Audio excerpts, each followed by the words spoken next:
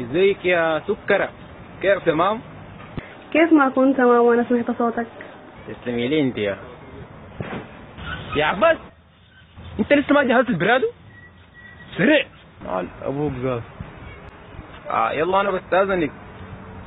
وكيل دوامي جا؟ بس ما تعب نفسك كثير. تعب.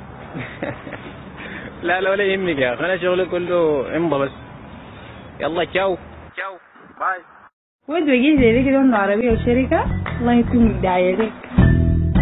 يلا باي. شنو الكلام هذا يا يما؟ انا حبة يا يما، انا حبة.